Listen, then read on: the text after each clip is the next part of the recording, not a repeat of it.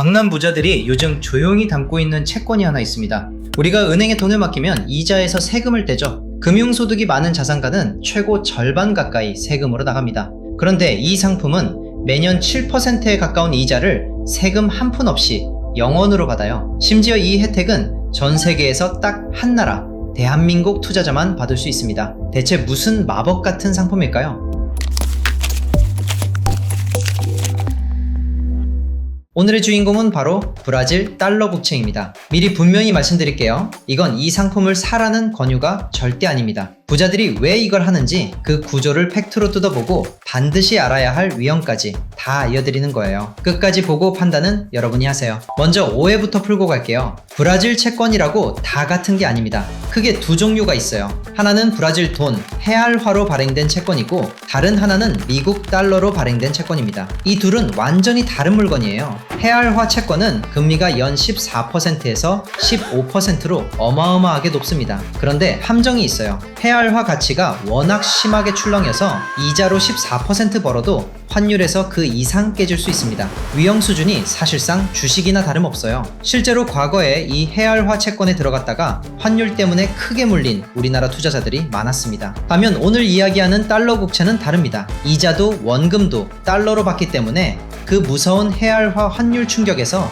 훨씬 자유로워요. 대신 금리는 헤알화보다 낮은 30년 만기 기준 세전 약 7%대입니다. 이 7%는 세계에서 가장 안전하다는 미국 국채금리에 브라질이라는 나라의 신용 위험을 얹은 만큼의 가상금리가 더해진 숫자예요. 자, 그런데 이 상품의 진짜 무기는 금리가 아닙니다. 바로 비과세예요. 1991년에 발효된 한국과 브라질 사이의 조세 협약 덕분에 브라질 정부가 발행한 국채에서 나오는 이자에는 한국에서 세금을 매기지 않습니다. 그리고 이게 정말 중요한데 이 혜택은 전 세계에서 오직 한국 투자자에게만 적용돼요. 똑같은 브라질 국채를 사도 중국, 일본, 미국 투자자는 이 비과세를 못 받습니다. 우리나라 사람만 누리는 독특한 특권인 거죠. 그럼 부자들은 왜 이 비과세에 열광할까요? 여기서 세금의 무서움을 알아야 합니다. 보통 예금이나 채권 이자에는 15.4%의 세금이 붙어요. 그런데 이게 끝이 아닙니다. 한 해 금융소득이 2천만 원을 넘어가면 금융소득 종합과세 대상이 돼서 다른 소득과 합쳐 최고 49.5%라는 무시무시한 세율을 물 수도 있어요. 절반 가까이를 세금으로 내는 겁니다. 그런데 브라질 달러 국채는 비과세라 이 종합과세 계산에 아예 잡히지 않아요. 심지어 건강보험료를 매길 때 따지는 소득에도 포함되지 않습니다. 자산가에게는 7%라는 수익률 자체보다 이 소득이 어디에도 잡히지 않는다는 점이 훨씬 매력적인 거예요. 세금 세는 구멍을 원천봉쇄하는 거니까요. 그런데 여기서 궁금하시겠죠? 그렇게 좋으면 나도 하면 되잖아. 문제는 원래 이건 아무나 못하는 그들만의 리그였다는 겁니다. 과거에는 최소 투자 금액이 20만 달러, 우리 돈으로 2억에서 3억 원은 있어야 살 수 있었어요. 그러니 사실상 강남 프라이빗 뱅킹 창구의 자산가 전용 상품이었죠. 그런데 바로 이 지점에서 판이 바뀝니다. 2026년 초부터 최소 투자 금액이 약 1,500만 원 수준으로 확 낮아졌어요. 억 단위였던 문턱이 1,000만 원대로 내려온 겁니다. 부자들만의 상품이 일반 투자자에게도 문을 열면서 지금 이렇게 화제가 되고 있는 거예요. 그럼 이건 어디서 어떻게 살까요? 아쉽지만 주식처럼 증권사 앱에서 클릭 한 번으로 살 수 있는 상품은 아직 아닙니다. 삼성증권, 미래에셋증권, 한국투자증권 같은